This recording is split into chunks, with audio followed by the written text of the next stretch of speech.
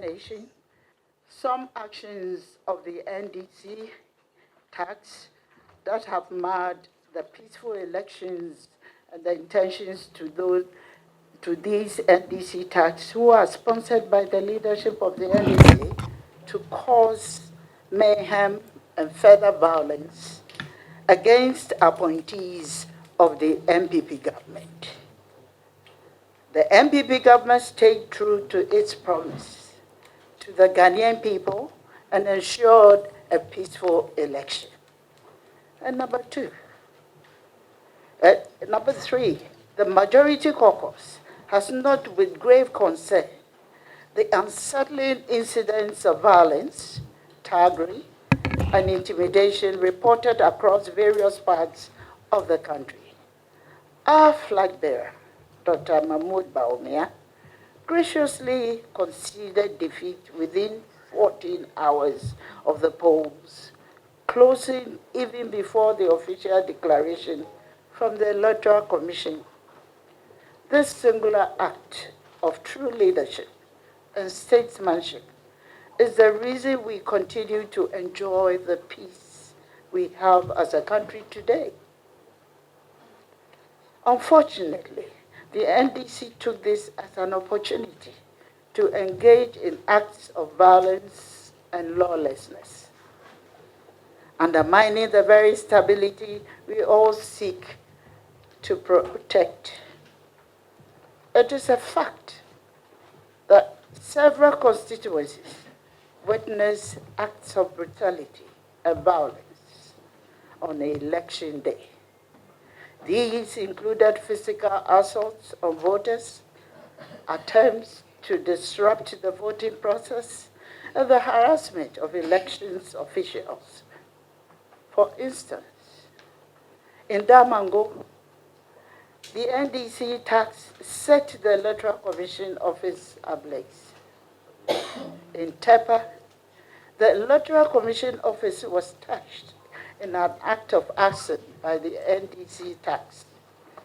In Nyankpala, the NDC tax vandalized a vehicle belonging to the MPP regional organizer and damaging the side mirror and windscreen in an unprovoked attack, and also blocking the road from Tamale to the Tolon constituency, which is a clear violation of lawlessness.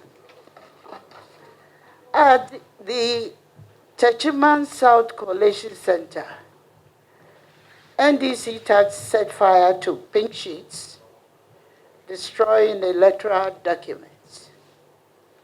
The Ayenswano District Electoral Office suffered a similar fate, with arson carried out by NDC tax, resulting in the complete destruction of electoral materials. Moreover, we have become aware of multiple instances in which government officials have faced threats to their lives, and in some cases, suffered attacks on their properties. On December 9th, 2024, Honorable Ursula Owusu Ekufo, the Minister of Communication and Digitalization, had her office and residence vandalized by a group of about 15 NDC thugs. This resulted in the theft of a pickup truck, 3 motorbikes, a television, and other valuables. This situation is extremely disturbing, as it has instilled fear in our public servants, deterring them from effectively performing their duties, and destabilize our governance structures. We must stress that the physical harm, intimidation, and threats have no place in the free exercise of political rights. In addition to these troubling developments, we have received reliable we have received reliable intelligence indicating that acts of violence and thuggery are being orchestrated by certain elements of the NDC leadership. Mr. Kofi Totobi and Colonel Gbevlo Lartey, retired, are the key leaders of the NDC who are behind these NDC attacks and inspiring the numbers to violence to innocent Ghanaians. Even more troubling is information suggesting plans to intensify these violent acts immediately after the swearing in of the President-elect, John Dramani Mahama.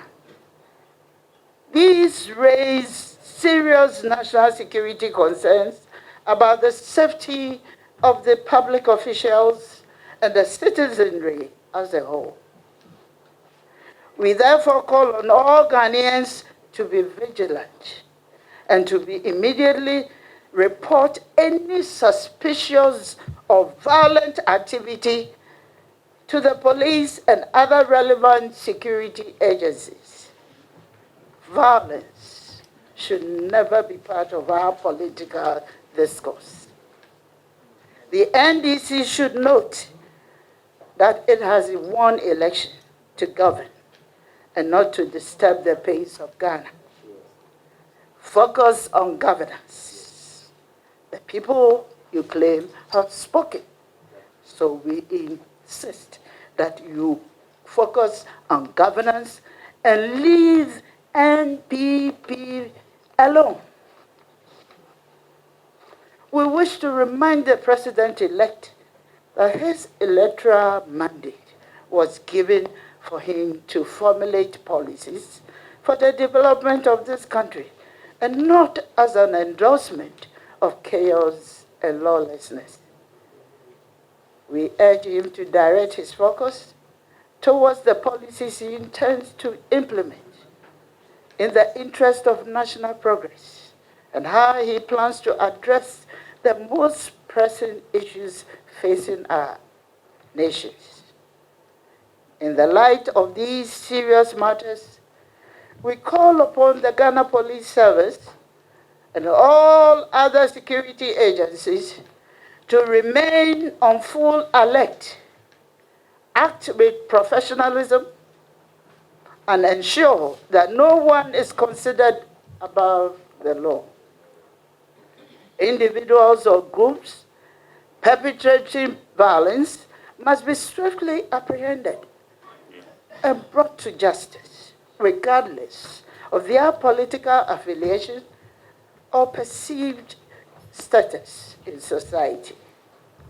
The safety and the security of every Ghanaian must be prioritized, and no individual or group should be allowed to undermine the peace and the stability of this country. We want to assure the good people of Ghana that this government remains committed to peace, dialogue, and the strengthening of our democratic institutions. The government has already put measures in place to ensure a smooth transition of power come January 7th.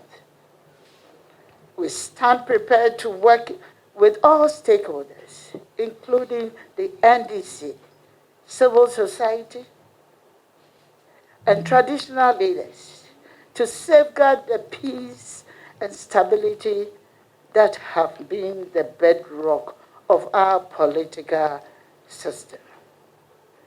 We implore all Ghanaians to join us in rejecting violence and upholding the principles of democracy, tolerance, and mutual respect.